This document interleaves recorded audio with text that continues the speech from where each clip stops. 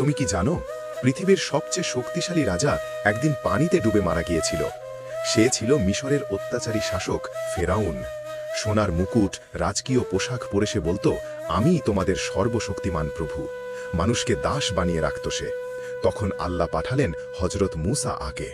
কালো জুব্বা ও লাঠি হাতে মুসা ফেরাউনের দরবারে দাঁড়ালেন।